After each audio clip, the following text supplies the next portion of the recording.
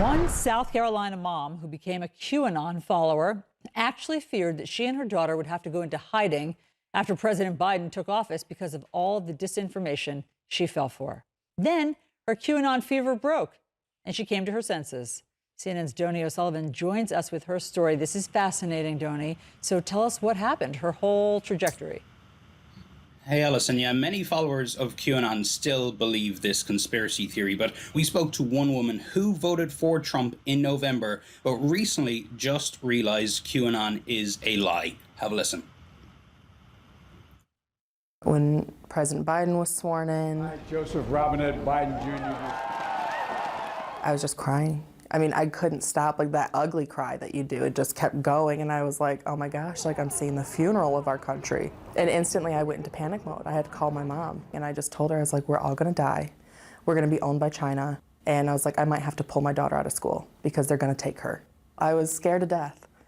Ashley Vanderbilt, a South Carolina mom who says she lost her job early in the pandemic, fell deep down the QAnon conspiracy theory rabbit hole before November's election. How did you get into this world and go down this rabbit hole? Well, I started seeing TikToks, and I didn't know that it was conspiracy things. I just thought it was, they were telling me something that nobody else knew. So then I would reach out to different friends of mine that were bigger Trump supporters. I would say, you know, I saw this on TikTok, what do you think? And they'd start sending me YouTube videos. They would start sending me different Facebook Live videos. And one thing led to another. I just went down this rabbit hole learning all this stuff. But I mean, what have we heard the last 4 or 5 years? Don't watch the news, fake news, fake news. I don't watch the news, I don't read newspapers, like I don't do anything. I've always been someone that you just tell me what to do and I do it. I grew up being told we were Republicans, so I've always been that straight red ticket. How do you think that videos like this started showing up in your feed? Well, originally I was just following like entertainment stuff, but sometime when maybe people started like campaigning, I started liking a lot of Trump posts and things that were anti-Biden, and the algorithm must have just brought that kind of stuff to me. Right before the inauguration, you didn't believe Biden was really going to get sworn in. No, I expected a blackout. I expected the TV to go black and nothing to work, and so we wouldn't see anything. The assumption of what would happen would be that most of the Democratic leaders there, quite a few of the Republican leaders, all the Hollywood elite that had attended, they'd all be arrested. The military's gonna haul them off. They said that Trump opened back up Guantanamo Bay, and then the military would run the country, put us in martial law because the left would come too unhinged and they'd be a danger to us. And then Trump would come back when the government was rebuilt.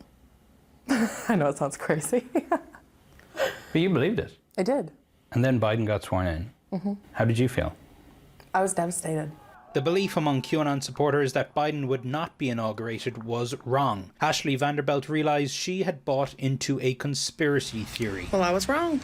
How do you feel now, knowing that you believed all this stuff? It's weird. I think I spent a lot of time this year isolated from everybody. You know, I've just been home a lot. I've lost my job last April in 2020, and I was super depressed. And I think in a way I probably lost touch with a little bit of reality and that almost like common sense. And so I'm not so much embarrassed for what I believed, but I mean, I feel foolish. I was stressed out all the time, so my home life, like with my 4-year-old, I feel like I definitely had a lot less patience with her. There would just be times where I would just snap. I would just get so upset with her. So I've had to apologize to her a lot for being like, I'm sorry for just even getting hateful towards you. Like, it is not you, it is me. I got my own stuff going on. I mean, you must be happy that, for your daughter's sake, that you've been able to get out of this. Yeah, she needs her mom. And I wasn't 100% there like I should have been.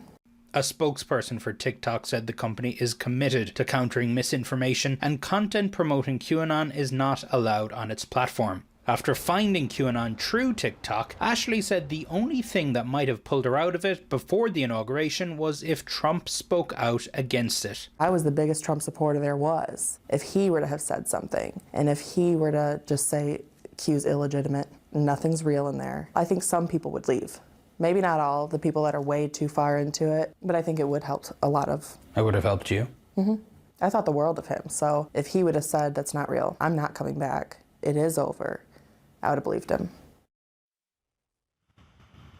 Oh my gosh, Donie. Oh my gosh. It is so valuable to have somebody as honest now and sort of now self-aware as she is to explain how it happens. I think that that was very insightful, hearing that isolation and depression lead to it. And so do TikTok and YouTube and Facebook. And if that's where you get your information or your news, we're in trouble. Yeah, and I mean, what was incredible was here you have a 27-year-old mom in South Carolina, and she's able to come out and say, I was wrong. And she's able to come out and denounce QAnon for what it is, a crazy conspiracy theory. Yet there's people in the Republican Party, like Marjorie Taylor Greene, who are members of Congress, but are not coming out to do just what this mother is doing. I gotta say, the end there, where she said the one thing that could have changed her mind is if the former president had come out and said, this is all made up, or said QAnon is wrong, which is the opposite of what he said, Donie. I mean, he has come out and said these are good people who just love America. This really puts it on him in a way.